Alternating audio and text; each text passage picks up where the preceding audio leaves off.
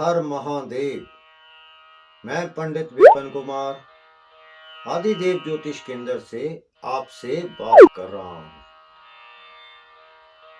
कार्तिक मास के शुक्ल पक्ष में जो एकादशी आती है उसे प्रबोधिनी एकादशी कहते हैं।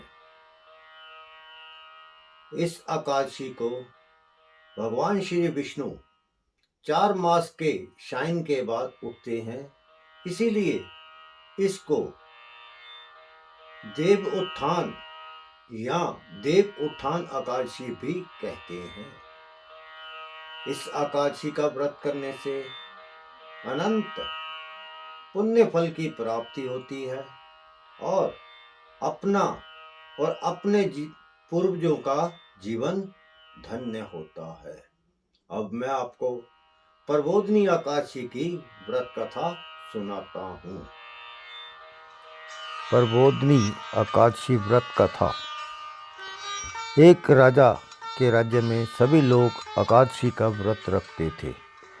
प्रजा तथा नौकर चाकरों से लेकर पशुओं तक को एकादशी के दिन अन्न नहीं दिया जाता था। एक दिन किसी दूसरे राज्य का एक व्यक्ति राजा के पास आकर बोला, महाराज कृपा करके मुझे नौकरी पर रख ले। तब राजा ने उसके सामने एक शर्त रखी कि ठीक है, रख लेते हैं, किंतु रोज तो तुम्हें खाने को सब कुछ मिलेगा, पर एकादशी को अन्न नहीं मिलेगा। उस व्यक्ति ने उस समय हाँ कर ली, पर एकादशी के दिन जब उसे फलोहार का सामान दिया गया तो वह राजा के सामने जाकर गिड़गिड़ाने लगा, महाराज इससे मेरा पेट नहीं भरेगा, मैं भूखा ही मर जाऊंगा, मुझे अन्न दे दो। राजा ने उसे शर्त की बात याद दिलाई, पर वह अन्न छोड़ने को तैयार नहीं हुआ। तब राजा ने उसे आटा, दाल, चावल आदि दिए। वह नित्य की तरह नदी पर पहुंचा और स्नान कर भोजन पकाने लगा। जब भोजन बनकर गया तो वह भगवान को बुलाने लगा, आओ भगवान, भोजन तैयार है। उसके बुलाने पर पीताम्बरधारी श्री विष्णु चतुर्भुज रूप में वहाँ पहुँचे तथा प्रेम से उसके साथ भोजन करने लगे। भोजन आदि करके भगवान अंतर्ध्यान हो गए तथा वह अपने काम पर चला गया। 15 दिन बाद अगली एकादशी को वह राजा से कहने लगा कि महाराज मुझे दुगना सामान दीजिए। उस दिन मैं भूखा ही रह गया। राजा ने कारण पूछा तो उसने बताया कि हमारे साथ भगवान भी खाते हैं, इसलिए हम दोनों के लिए ये सामान पूरा नहीं होता।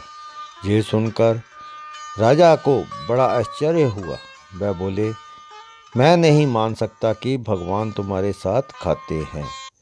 मैं तो इतना व्रत रखता हूँ, पूजा करता हूँ, पर भगवान ने मुझे कभी भी दर्शन नहीं दिए। राजा की बात सुनकर वह बोला, महाराज यदि विश्वास ना हो तो साथ चलकर देख ले। राजा एक पेड़ के पीछे छुपकर बैठ गया। उस व्यक्ति ने भोजन बनाया तथा भगवान को शाम तक पुकारता रहा, परंतु भगवान ना आए।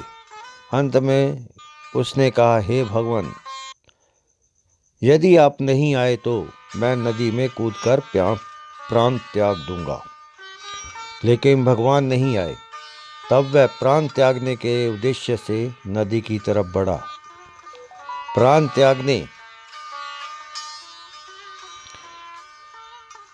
त्यागने के का उसका दृढ़ इरादा जान शीघ्र ही भगवान ने प्रकट होकर उसे रोक लिया और साथ बैठकर भोजन करने लगे।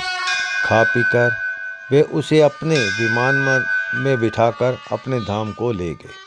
ये देख राजा ने सोचा कि व्रत उपवास से तब तक कोई फायदा नहीं होता जब तक मन शुद्ध ना हो।